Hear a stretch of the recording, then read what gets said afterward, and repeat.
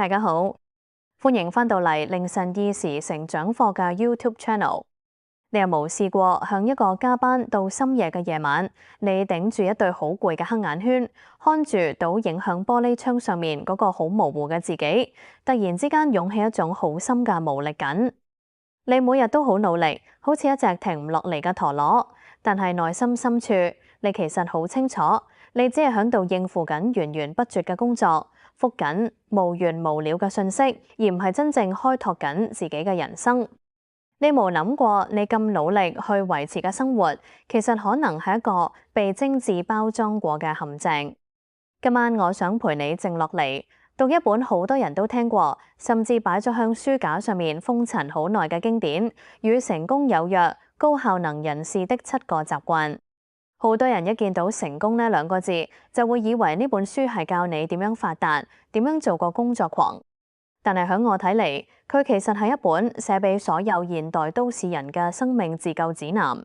佢唔係要教你點樣行得更快，而係要幫你捱返你行路嘅方向。響大數據同無數讀者嘅分享入面，我同你一樣看到咗現代都市人最痛嘅3個極限。第一係我哋用忙碌去掩飾嘅被動與焦慮；第二係目標達成之後排山倒海嘅空虛感；第三係響看似熱鬧嘅社交媒體背後那種無人能懂嘅孤島式孤獨。響度我想同你分享一個故事，一個可能就係你或者我嘅故事。有一個叫阿明嘅後生仔，佢響一間頂尖嘅金融機構入面做高級經理。阿明係典型嘅都市精英，佢每日一擘大眼就開始覆客戶信息，返到公司就開無完嘅會，應付老細嘅要求、下屬嘅提問。佢做嘢好有效率，每件事都親力親為，好似一個救火員咁，邊度起火佢就衝去邊度。有一次為咗隻非常重要嘅新基金上市，佢連續加班咗3個星期，每天瞓得3個鐘，飲咖啡多過飲水。終於項目成功咗，公司賺咗大錢，老細響大會上面點名讚佢，同事投來羨慕嘅眼光。當晚阿明拒絕咗大家嘅慶功宴，佢太疲倦啦。佢一個人坐響一間空無一人嘅24小時茶餐廳入面，食住個凍晒嘅蛋撻，眼淚突然之間毫無預警咁流咗出嚟。佢發現自己雖然做到咗好多事，賺到咗人哋眼中嘅成功，但係佢已經好耐冇好好同父母食一餐飯。女朋友因為覺得同佢溝通唔到而提出了分手，而最緊要嘅係佢睇住鏡入面陌生嘅自己，佢根本唔知自己咁辛苦到底係為咗乜嘢。阿明嘅生活表面上好充實，但佢嘅靈魂其實一早已經被掏空咗。阿明嘅故事係咪覺得好熟悉？這就係我哋嘅城，我哋承接住呢一種現代人嘅痛。我哋每日都響度應付緊緊急嘅事，卻忽略咗真正重要嘅事。咁點解我哋會將生活過成咁樣？這就係本書要帶俾我哋嘅震撼轉折。作者史提芬·柯維話俾我哋聽，因為我哋一直以來都用錯咗方法去解決痛苦。我哋太依賴表面嘅技巧或者手段，以為只要學識時間管理，學識點樣提升 EQ， 學識點樣講嘢得體，就可以解決生活嘅崩潰。但係作者提出一個好深刻嘅觀念，如果一盞燈嘅內部電線斷咗，你點樣抹乾淨個燈泡，佢都係唔會發光嘅。真正嘅改變必須要由內而外。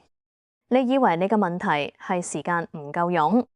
其實唔係，你嘅問題係你將自己嘅主動權全盤交咗俾外在嘅環境。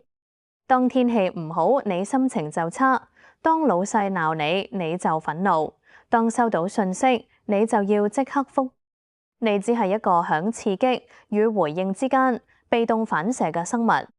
但係真正高效能、真正內心強大嘅人，響刺激同埋回應之間，永遠都會留出一個空間，等自己去選擇點樣回應。這就是第一個習慣，主動積極。你點樣看待呢個世界，先至決定咗呢個世界點樣對你。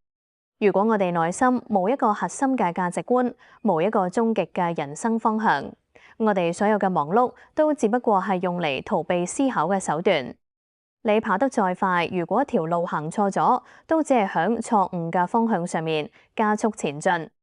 你以為你響度走向成功，其實你只係響度加速走向毀滅。聽到呢度，你可能會問：嗱，我哋到底可以點樣做，先可以贏返生活嘅控制權？嚟到今晚嘅盒，我希望同你一齊做出改變。書入面嘅道理好深，但生活要好落地。呢度有3個非常具體，你聽日就可以喺生活入面執行嘅行動指南。第一個行動，劃分你嘅影響圈同關注圈。聽日返工嘅時候，當你又想為咗股市下跌、公司高層嘅權力鬥爭，或者隔離為同事嘅八卦而焦慮嘅時候，請喺心入面同自己講一聲：呢啲都係關注圈，我改變唔到。請將你珍貴嘅精力100%擺響你控制得到嘅影響圈入面，例如你對人嘅態度、你手頭上工作嘅質量，以及你今晚幾點準備睡覺。縮小關注圈，擴大影響圈，你會發現心靈嘅內耗會即刻減少一大半。第二個行動，今晚瞓覺前寫下你人生嘅墓誌銘，試下想象一下，好多年後，當你走到生命嘅盡頭，響你嘅喪禮上面，你最期待你嘅屋企人、你嘅好朋友、你嘅工作伙伴點樣去評價你嘅一生？佢哋會話你係一個每日按時交報告嘅超人，定係一個充滿愛、值得信任、帶給人溫暖嘅靈魂？用呢個終點嘅畫面去重新審視你聽日要做嘅每一個決定。呢個就係以終為始，佢會成為你響迷惘都市入面最清晰嘅指南針。第3個行動，建立你嘅第2象限時間。聽日開始，每日幫自己留出30分鐘，就只有30分鐘。熄咗電話，唔好覆任何信息。響呢段時間入面，你只做那些重要但係不緊急嘅事。去讀一本可以同心靈對話嘅好書，或者同真正關心嘅家人好好傾偈，甚至係純粹靜落嚟聽下自己呼吸嘅聲音。呢個就係要事第一，同埋不斷更新。呢30分鐘係你響呢個瘋狂世界入面唯一屬於你嘅精神避難所。生活從來都唔容易，呢個城市嘅節奏亦都唔會為咗我哋而慢落嚟。但係當你開始學會由內而外去改變，學會響刺激同回應之間留出空間，你就會發現外面嘅風浪再大，都已經無法搖晃你內心嘅根基。好啦，今晚嘅分享就到呢度，希望你可以捱返生活嘅主導權，唔好再做一隻盲目旋轉嘅陀螺。多謝你嘅聆聽，願你今晚有一個非常溫暖而且香甜嘅睡眠。記得訂閱我哋嘅頻道，開啟埋個鐘仔，下次有新影片可以再通知你。下期再見，拜拜。